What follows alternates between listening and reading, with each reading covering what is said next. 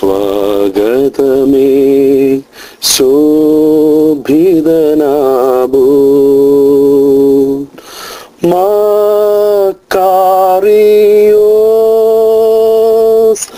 നല്ല ജപാല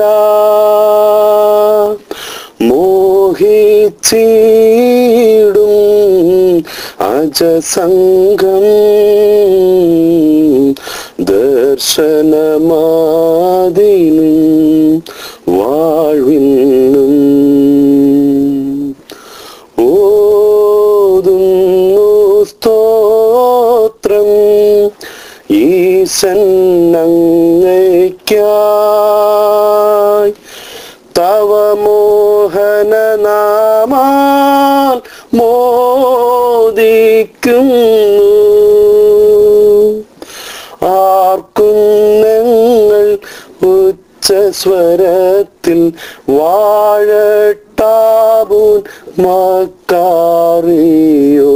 പ്രാപിക്കട്ടെ ഭാവുകങ്ങൾ ആർക്കും ഞങ്ങൾ ഉച്ചസ്വരത്തിൽ വാഴട്ടാബൂൻ മക്കാറിയോസ് പ്രാപിക്കട്ടെ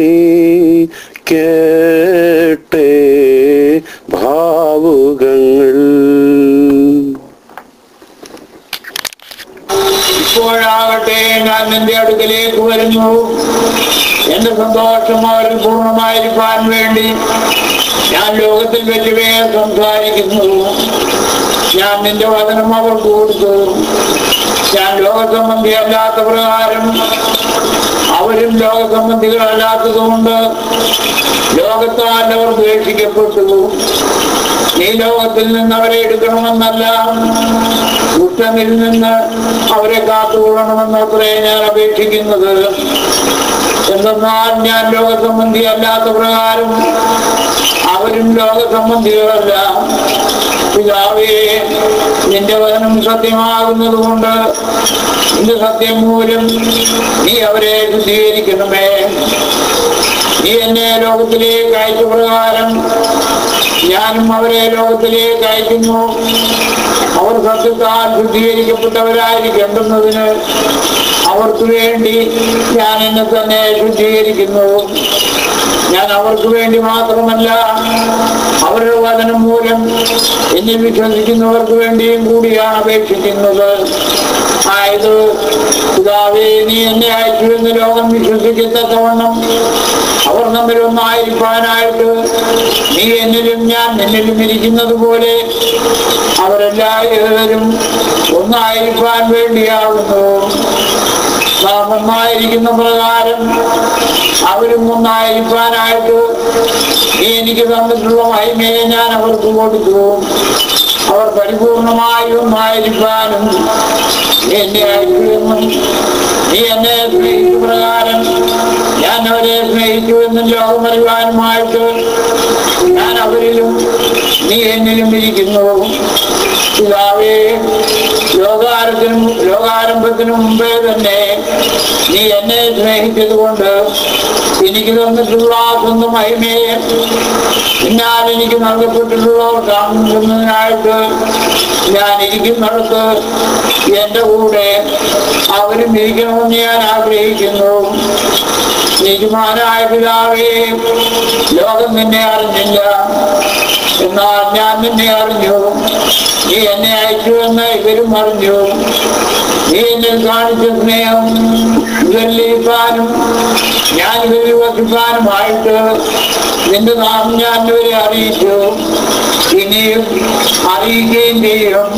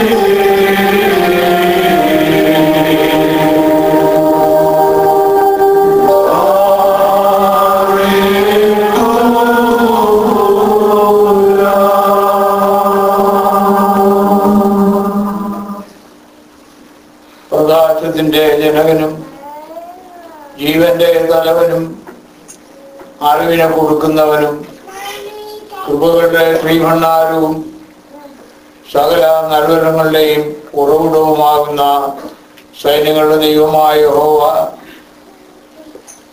ഈ പരിശുദ്ധ പരിമളത്തിന്മേനയുടെ പെരുന്നാൾ ദിവസം അദ്ദേഹം കാണിക്കുന്ന മാർഗത്തിൽ കൂടെ സഞ്ചരിക്കുവാനും അദ്ദേഹം എത്തിയ സ്വർഗരാജ്യത്തിലെത്തുവാനും വന്നുകൂടി അദ്ദേഹത്തിന്റെ മധ്യസ്ഥയിൽ അഭയം പ്രാപിച്ചിരിക്കുന്നവരായ നിങ്ങളെ എല്ലാവരെയും ആ ദൈവമായ കർത്താവ് അനുഗ്രഹിച്ച് വാഴ്ത്തി പുണ്യപ്പെടുത്തുമാറാകട്ടെ. പകൽ മേഘസ്തംഭം മൂലവും രാത്രിയിൽ അഗ്നിസ്തംഭം മൂലവും ഇസ്രായേലിനെ വഴി നടത്തിയവനും ചെങ്കടലിനെ അവരുടെ മുമ്പാകെ വിഭാഗിച്ചു കൊടുത്തവനും ഊഷരഭൂമിയിൽ മന്ന കൊണ്ട് അവരെ തൃപ്തിപ്പെടുത്തിയവനും മരുഭൂമിയിൽ പിച്ച തൃപ്പത്തെ ഉയർത്തി അവരെ വീണ്ടെടുത്തവനും വൃക്ഷത്തിൽ നിന്ന് കുഞ്ഞാടിനെയും മത്സ്യത്തിൽ നിന്ന് സ്ഥിരമായും തീക്കൽപ്പാറയിൽ നിന്ന് ജീവിതത്തെയും പുറപ്പെടുവിച്ചവനായ സർവശക്തനായ ദൈവമായ കർത്താവ് ഇന്ന് നിങ്ങൾ അർപ്പിച്ചിരിക്കുന്ന ആ പ്രാർത്ഥനകളെയും യാഗങ്ങളെയും നേർച്ചകളെയും കാഴ്ചകളെയും സ്തുതിഗീതങ്ങളെയും തന്റെ സന്നിധിയിൽ സ്വീകാര്യോഗ്യമായ ബലിയായി അംഗീകരിക്കുകയും നിങ്ങളെയും നിങ്ങൾക്കുള്ള സകലതിനെയും നിങ്ങളുടെ കുടുംബങ്ങളെയും നിങ്ങൾ ചെയ്യുന്ന എല്ലാ പ്രവൃത്തികളെയും വാഴ്ത്തി അനുഗ്രഹിക്കുമാറാകട്ടെ. കാണപ്പെടുവാൻ കഴിയാത്തവരും എണ്ണപ്പെടുവാൻ കഴിയാത്തവരുമായ അസംഖ്യങ്ങളായ സ്വർഗീയ സൈന്യങ്ങളുടെ ഗാനങ്ങളിലും ഗീതങ്ങളിലും സ്തോത്രങ്ങളിലും ഇമ്പപ്പെടുന്നവനായ ദൈവമായ കർത്താവ് പരിശുദ്ധനായ പരിമളത്തിന്മേനയുടെ മധ്യത്തിൽ അഭയം പ്രാപിച്ചുകൊണ്ട് ഇന്ന് നിങ്ങൾ അർപ്പിച്ച ഗാനങ്ങളെയും സ്തോത്രങ്ങളെയും സ്തുതികളെയും പ്രാർത്ഥനകളെയും മാലാഖമാരുടെ സ്തുതികളോടും ഗാനങ്ങളോടും കൂടി കലർത്തി തിരുമുമ്പാകെ അംഗീകരിക്കുകയും നിങ്ങളെയും വിശ്വാസികളായ നിങ്ങളെ എല്ലാം മരിച്ചുപോയവരെയും പാപപരിഹാരം നൽകി ആശ്വസിപ്പിക്കുകയും ചെയ്യുമാറാകട്ടെ. എന്റെ പിതാവിനാൽ അനുഗ്രഹിക്കപ്പെട്ടവരെ, നിങ്ങൾ വന്നാകത്ത് പ്രവേശിച്ച് ലോകസ്ഥാപനത്തിന് മുമ്പ് നിങ്ങൾക്കായി ഒരുക്കിയിരിക്കുന്ന സ്വർഗരാജ്യം അവകാശമായി അനുഭവിച്ചുകൊള്ളുവെന്ന് വലതുഭാഗത്തുള്ളവരോട് പറയുന്ന ഇമ്പകരമായ ശബ്ദം ആ ന്യായവിധിയുടെ ദിവസത്തിൽ നിങ്ങളെയും വിശ്വാസികളായ നിങ്ങളെ മരിച്ചുപോയവരെയും കാരുണ്യവാനായ ദൈവം കേൾപ്പിക്കുമാറാകട്ടെ. മാതാവായ പരിശുദ്ധ കന്യമർത്തമറിയാമിന്റെയും ഇന്ത്യയുടെ കാവൽ പിതാവായ മാർത്തോമാർത്തിയാരുടെയും നമ്മുടെ കാവൽ പിതാവായ മാർ ഗ്രിഗോറിയോസിന്റെയും സകല പരിശുദ്ധന്മാരുടെയും ശുദ്ധിമതികളുടെയും പ്രാർത്ഥനകളാൽ തന്നെ. The whole thing is, as my sermons the last few weeks were, there is no failure in life. It's a new beginning. After each failure, I realized that I had a better calling, a better challenge to face.